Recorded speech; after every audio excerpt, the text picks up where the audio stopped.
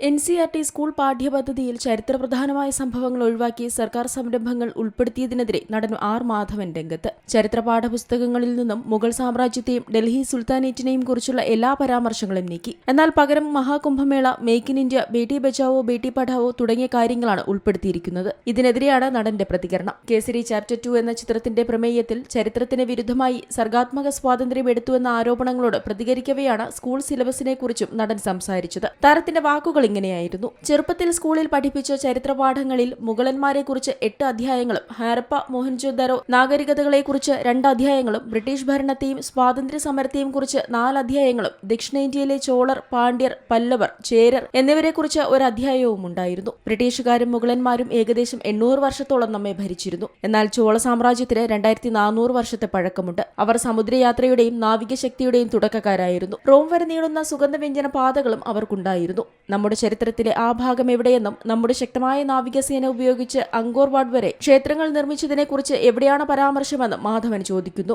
ജൈനമതവും ബുദ്ധമതവും ഹിന്ദുമതവും ചൈനയിലേക്ക് വ്യാപിച്ചു. കൊറിയയിലെ ആളുകൾ പകുതി തമിഴ് സംസാരിക്കുന്നു. കാരണം അത്രത്തോളം നമ്മുടെ ഭാഷ എത്തിച്ചേർന്നു. ഇതെല്ലാം നമ്മളൊരു അധ്യായത്തിൽ മാത്രം ഒതുക്കിയെന്നും മാധവൻ വിമർശിച്ചു. 7ാം ക്ലാസ്സിലെ ചരിത്ര പാഠപുസ്തകങ്ങളിൽ നിന്ന് മുഗൾ സാമ്രാജ്യത്തെയും ഡൽഹി സുൽത്താനേറ്റിനെയും കുറിച്ചുള്ള എല്ലാ പരാമർശങ്ങളും നീക്കം ചെയ്യാനുള്ള NCERTയുടെ തീരുമാനത്തെക്കുറിച്ച് നിലവിലൊരു സംവാദം നടക്കുന്നുണ്ട് എന്നത് ശ്രദ്ധേയമാണെന്നും മാധവൻ കൂട്ടിച്ചേർത്തു. ഈ ഭാഗങ്ങൾക്ക് പകരം പുണ്യഭൂമി ശാസ്ത്രം, Maha Kumbh Mela, make in India, Beti Bachao Beti Padhao തുടങ്ങിയ സർക്കാർ സംരംഭങ്ങളെക്കുറിച്ചുള്ള ഉള്ളടക്കമാണ് ഉൾപ്പെടുത്തിയിരിക്കുന്നത്. ആരാണ് ഈ സിലബസ് തീരുമാനിച്ചതെന്നും ലോകത്തിലെ ഏറ്റവും പഴക്കം ചെന്ന ഭാഷയാണ് തമിഴെന്നും പക്ഷെ ആർക്കും അതിനെക്കുറിച്ച് അറിയില്ലെന്നും അദ്ദേഹം പറഞ്ഞു. നമ്മുടെ സംസ്കാരത്തിൽ ഒളിഞ്ഞിരിക്കുന്ന ശാസ്ത്രീയ അറിവുകൾ ഇപ്പോൾ പരിഹസിക്കപ്പെടുകയാണ്. കേസരി ചാപ്റ്റർ 2 ഈ ആഖ്യാനം മാറ്റുന്നതിനുള്ള ഒരു ചുവടുവയ്പ്പാണ്. ചരിത്രത്തോട് നീതി പുലർത്താത്ത ഒരു കാര്യവുമായി ഞങ്ങൾ വരികയാണെങ്കിൽ മാത്രം കുറ്റപ്പെടുത്തുക. ചരിത്രത്തെക്കുറിച്ചുള്ള സത്യം പുറത്തു കൊണ്ടുവരുന്നതിന് ഞങ്ങളെ കുറ്റപ്പെടുത്തരുത് എന്നും മാധവൻ പറയുന്നു. Entertainment desk, Zee Malayalam news.